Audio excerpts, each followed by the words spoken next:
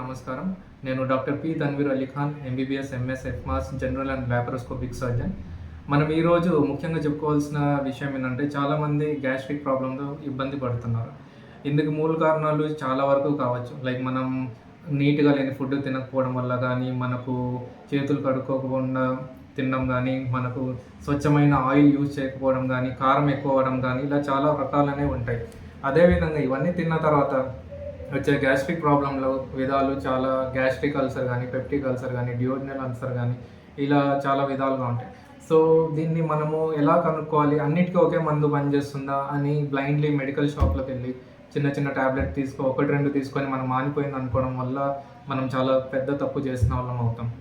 ఎందుకంటే మనకు అది టెంపరరీ రిలీఫ్ ఇస్తుందే గానీ, లోపల ఆ సమస్య ఎంతవరకు పోయిందా అనేది దాన్ని పరీక్షిస్తే గానీ మనకు క్లియర్‌గా తెలీదు. సో, సొంతంగా మందులు వాడడం కన్నా డాక్టర్‌ని కన్సల్ట్ అయ్యి, ప్రాబ్లమ్ ఎలా ఉంది? తినేటప్పుడు నొప్పి ఉందా? తిన్న తర్వాత నొప్పి ఉందా? లేదా తిన్న వెంటనే నొప్పి తగ్గుతుందా? తిన్న వెంటనే వామిటింగ్ వచ్చినట్టు ఉంటుందా? తిన్న వెంటనే బాత్రూమ్‌కి వెళ్ళాల్సొస్తుందా? లేదా మోషన్ నల్లగా వస్తుందా? లేదా తిన్న వెంటనే తేపులు ఎక్కువ వస్తున్నాయా? గ్యాస్ ఎక్కువ వస్తుందా? గ్యాస్ పైనుంచి గానీ, కింది నుంచి గానీ ఎక్కువ లీక్ అవుతుందా? ఇవన్నీ చూసుకోవాలి. దీన్ని బట్టి మనకు సమస్య ఎక్కడి నుంచి, ఎలా వస్తుందనేది ఇవన్నీ విశ్లేషిస్తే తెలుస్తాయి.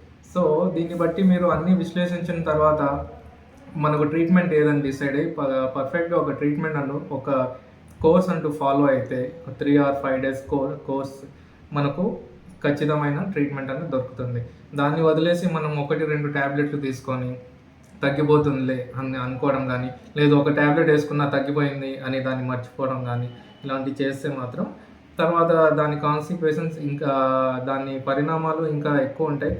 అప్పుడు ఎక్కువ ఖర్చు పెట్టుకోవాల్సి ఉంటుంది. సో, ఏ సమస్య అయినా మనము ఫస్ట్‌లోనే కనుక్కొని దాన్ని ట్రీట్మెంట్ ఇస్తే మనకు మంచి లాభాలనేవి ఉంటాయి మన ట్రీట్మెంట్.